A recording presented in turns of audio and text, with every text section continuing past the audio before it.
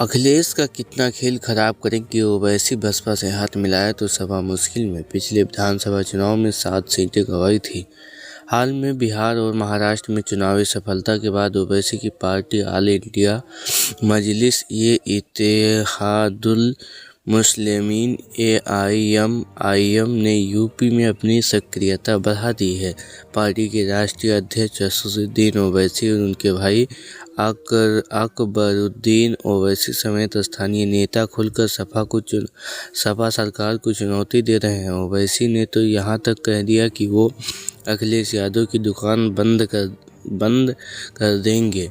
ऐसे में सवाल उठता है कि क्या यूपी में भी बिहार, महाराष्ट्र जैसी स्थिति बन रही है। 2022 के विधानसभा चुनाव में MIM ने कितनी सीटों पर लड़ाई लड़ी, सपा को कितना नुकसान पहुंचाया, सपा RJD से ज़्यादा सतर्क क्यों है?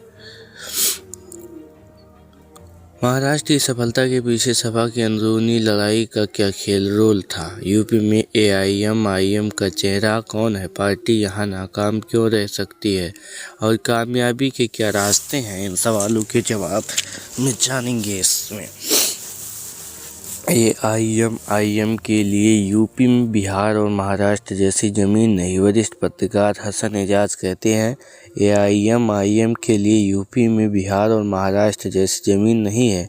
इन दोनों की जगह पर परिस्थितियां अलग थी। AIM को कामयाबी बिहार के मुश्किल बहुल क्षेत्र सीमांचल में मिली। यहाँ राष्ट्रीय जनता दल के पास मुस्लिम चेहरों की कमी थी। साथ ही ओवैसी को लेकर तेजस्वी यादव का तल्लुक लहजा भी सीमांचल के लोगों को नागवार गुजरा था। यही वजह रही कि बड़ी संख्या में मुस्लिम समाज के लोग ओवैसी के साथ आए। इसी तरह महाराष्ट्र में समाजवादी पार्टी पर लंबे समय से अबू आसिम आजमी का एकाधिकार चला आ रहा है। ओवैसी को लोकसभा चुनाव में कोई खास कामयाबी नहीं मिली थी। कामयाबी नगर निकाय चुनाव में मिली थी।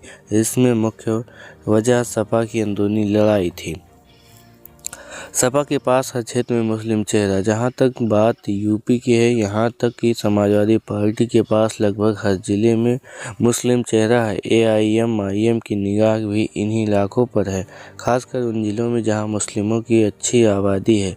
हर जिले में सपा के पास कोई न कोई बड़ा नेता है, जैसे पश्चिमी यूपी में इकरा हसन, शाहिद मंजूर, कादिर राणा, ST हसन, आजम खान, मोहिबुल्लाह नदवी, रफ़ीक अंसारी, आदिल चौधरी, असलम चौधरी, आशू मलिक, इकबाल महमूद, महबूब अली, जियाउर रहमान बर्क जैसे नेता हैं।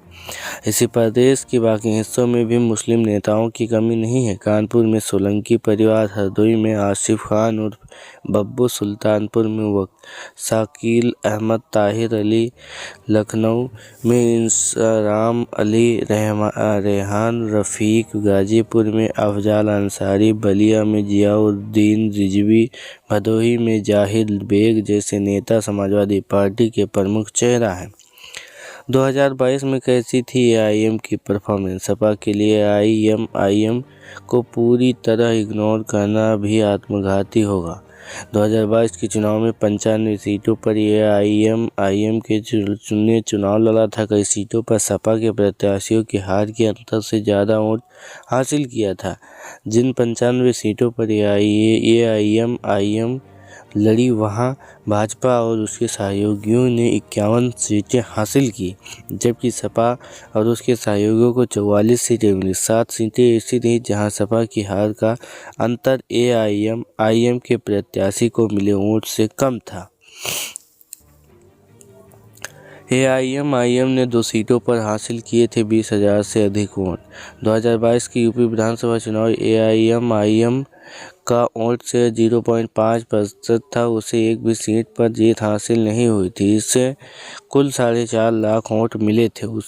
सबसे अधिक मुबारकपुर सीट पर 36,460 वोट मिले थे। हालांकि यहां पर समाजवादी पार्टी 29,000 वोटों से जीती थी। संभल में भी AIM ने 20,000 वोट से अधिक वोट हासिल किए थे। यहाँ भी समाजवादी पार्टी 41,000 वोट से अधिक वोटों से जीती थी।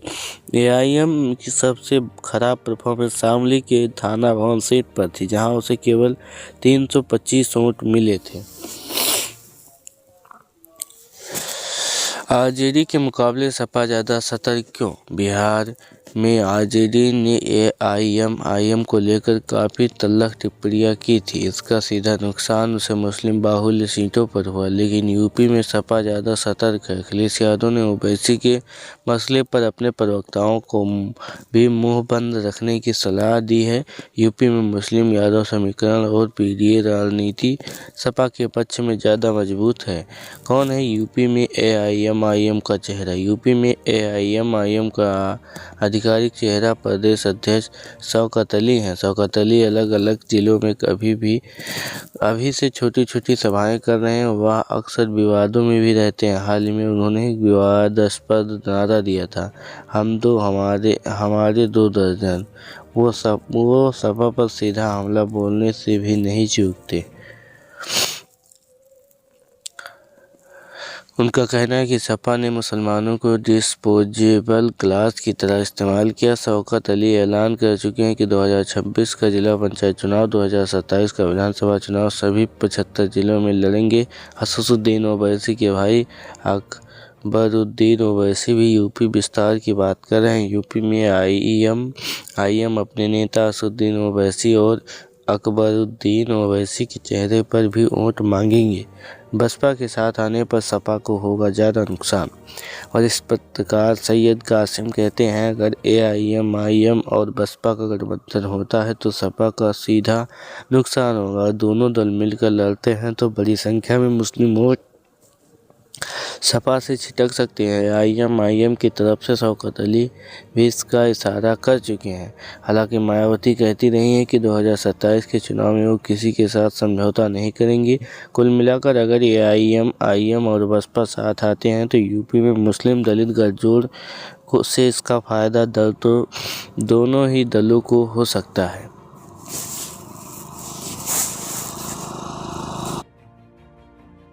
आप देख रहे हैं राशि अपडेट। अगर ये खबर आप तक पहली बार पहुंची है तो चैनल को सब्सक्राइब करें।